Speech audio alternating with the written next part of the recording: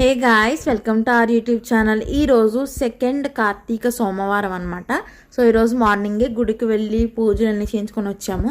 నేనైతే ఇక్కడ ఫ్రూట్స్ తింటున్నాను, పోమోగ్రానైట్. అక్కడ నేను ఏం చెప్తున్నానంటే ఈ ఫ్రూట్కి చాలా పెద్ద కథ ఉందని చెప్పేసి అంటున్నాను. ఎందుకంటే ఫ్రూట్స్ అన్నీ కొన్నప్పుడే ఇది కూడా కొంటాము, కానీ అన్ని ఫ్రూట్స్ అయిపోయిన ఒక 1 వీక్కి 10 డేస్కి దవుతుంది అనమాట.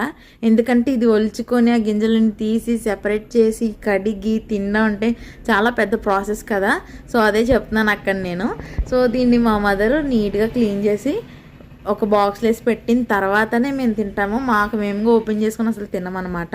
సో ఒక బనానా అండ్ అలాగే పోమోగ్రానైట్ అయితే తిన్నాను. ఆ రోజు ఈవినింగ్ 7-7:30 టైంకి ఉపవాసాన్ని ముగించి మినపట్టు విత్ ఏంటంటారు దాన్ని, కరివేపాకు పొడి నెయ్యి వేసుకొని అయితే అట్లా ఈ కార్తీక సోమవారం అయితే మేము ముగించాము. మీరు ఎట్లా ముగించారో కామెంట్ సెక్షన్లో చెప్పండి.